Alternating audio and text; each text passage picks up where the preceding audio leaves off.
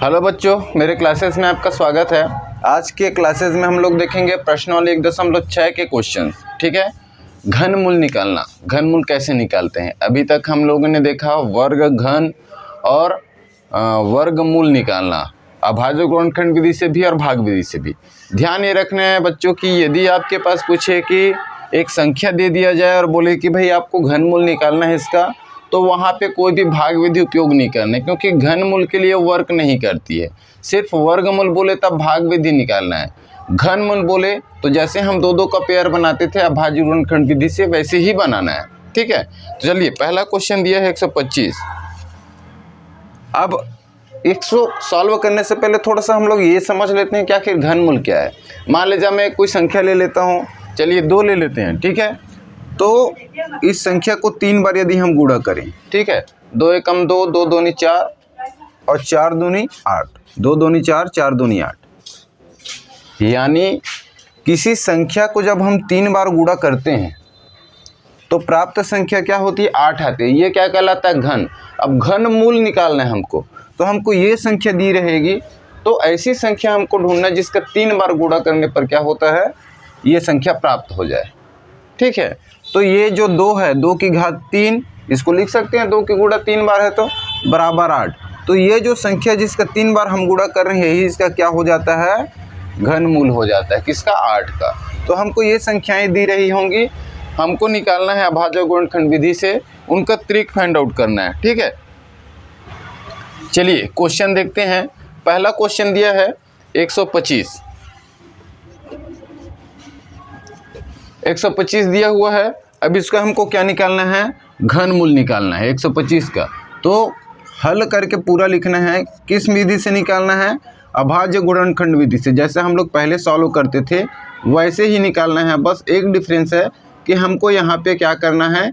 त्रिक find out करना है। पहले पेयर निकालते थे, अब यहाँ पे 3 का जोड़ा निकालना है, 3 का। अभाज्य गुणनखंड विधि पहले 2 का जोड़ा निकालते थे, किसमें? वर्गमूल में निकालते हैं, उसी तरीके से। ठीक है, चलिए 125 है। अब 125 किससे जाएगी? पीछे में विषम संख्या है, यानी विषम संख्या ही लेकर के देखना है। 3 से नहीं जाएगी, 3 चौक 12 और 5 बच जाएगी, यानी 5 से ही जाती है 125। ठीक है, तो 5 दूनी 10 हो गया, 2 बच रहा है, यानी ये क्या हो जाएगा? ये 5 है तो 2 बच रहा है, 25 हो गया। फिर 5 पंचे 25। अब फिर 5 से जाएगा, 5 पंचे 25, फिर 5 एकम 5। ठीक है, अब हमको कितने बार इसका गुणांक आया? तो 5 गुणा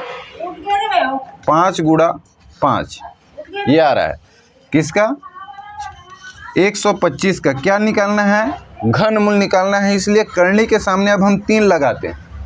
पहले 2 लगाते थे या नहीं लगाते थे? नहीं है, खाली है, यानी उसका मतलब ही क्या होता है? करनी का मतलब वर्ग होता है, 2 होता है नहीं? तो नहीं रहता था। लेकिन घनमूल में याद से यहाँ पे 3 लगाना है कि हम उस संख्या का 3 बार गुणा करेंगे तो हमारे पास 25 आ जाएगा।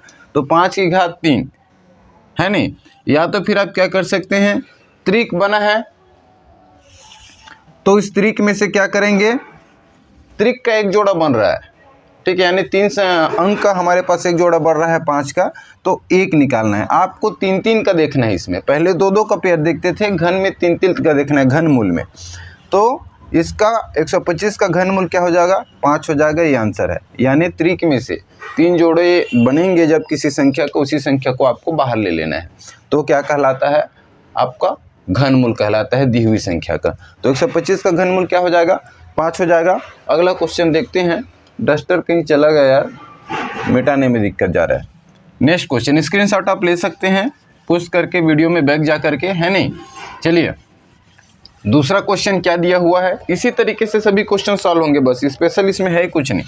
343 है। अब 343 का घनमूल क्या होगा? ठीक है, तो चलिए निकालते हैं। 343 अभाज्य गुणनखंड विधि से पूरा आपको लिखना है हल ऐसे करके। मैं हर क्वेश्चन में नहीं लिख रहा हूँ क्योंकि समय ज़्यादा नहीं है ये सब लिखने का। आप लोगों को थोड़ा सा ये लिखना है पूरा, क्योंकि हर एक स्टेप में आपके लिए मार्किंग रहता है। गुणनखंड विधि से ऐसे पूरा लिखना है आपको। ठीक है, चलिए 343 का लेते हैं। किससे जाएगा? ये पीछे में विषम संख्या है, 3 से लेके देखते हैं 3 एकम कट जाएगा, ये भी 3 एकम, 4 में से 1 बचेगा, 13 हो जाएगा, नहीं जाएगा क्योंकि 12 रहता जाता पीछे में, है नहीं। तो 3 से नहीं जाएगा, 4 से नहीं जाएगा, 5 से भी नहीं जाएगा क्योंकि 5 से वही संख्याएं जाती हैं जो या तो फिर लास्ट में 0 हो या तो फिर 5 हो, ठीक है। 6 से नहीं जाएगा क्योंकि पीछे विषम है, 6 सम संख्या होती है, यानी 7 से देखते हैं, 7 चौक 28, 7 पंचे 35 होता है, 7 चौक 28, हाँ 7 से चला जाएगा। देखिए 7 चौक 28, कितना बचा यहाँ पे 6 और 7 निया 63, 6 हुआ तो ये 3 जो है 63 हो गई। अब 7 से देखते हैं, 7 सत्ते 49 और 7 एकम 7, तो क्या हुआ यहाँ पे घनमूल किसका 343 का, तो करनी के ऊपर में 3 लिख दिए, 7 गुणा 7 गुणा 7। अब ये त्रिक का एक जोड़ा बना 7, तो 7 बाहर निकाल देंगे, तो 343 का घनमूल क्या हो जाएगा 7 होगा। ये हमारा दूसरा आंसर हो गया, ठीक है। चलिए तीसरा क्वेश्चन देखते हैं। तीसरा क्वेश्चन कितना दिया है 1331, सेम इसी तरीके से बनाना है, कोई डिफरेंस नहीं है, ठीक है। 1331 का देखते हैं। 1331 किससे जाएगा, पीछे में 1 है विषम से, 3 से तो जाएगा नहीं, है नहीं, 4 से नहीं जाएगा, 5 से भी नहीं जाएगा, 6 से नहीं जाएगा, 7 से देखते हैं, 7 एकम 7 बचेगा, यहाँ पे 6 63 हो जाएगा, तो फिर 63 चलो इधर का नहीं जाएगा, 1 बच जाएगा, 7 से नहीं जाएगा, 9 से नहीं जाएगा, 10 से नहीं जाएगा, 11 से जाएगा, 11 से देखते हैं, 11 एकम 11, 2 बच जाएगा इधर, 11 दूनी 22 से 11, हाँ 11 से जाएगा। देखो 11 एकम 11, फिर यहाँ पे कितना बच रहा है, ये चूँकि 13 है तो 2 बच रहा है, अब ये 23 हो गया तो 11 दूनी 22, ठीक है। उसके बाद यहाँ पे 23 है तो 1 बच रहा है, 11 एकम 11, 121 आ गया। अब फिर 11 से जाएगा,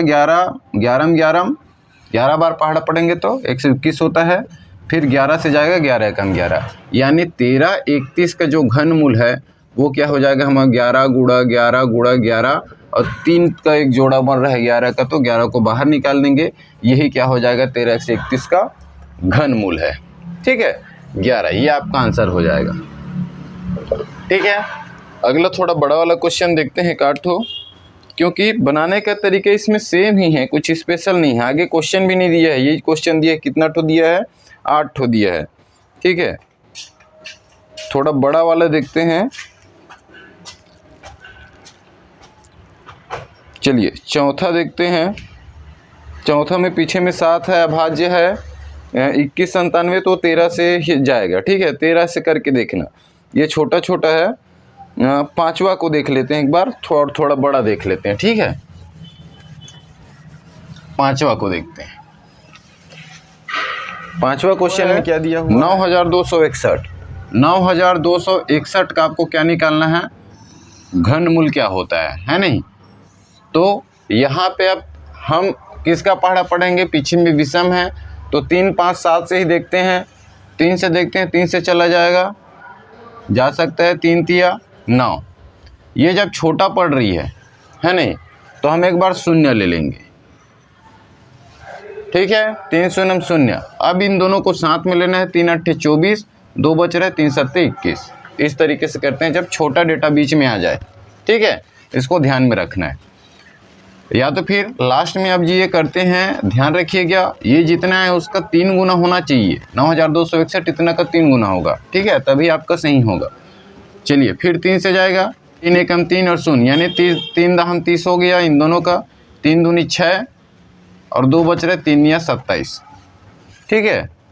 और उसके बाद फिर 3 से देखते हैं, 3 तिया 9, यहाँ पे बचेगा 1, 3 चौक 12 और 3 तिया 9।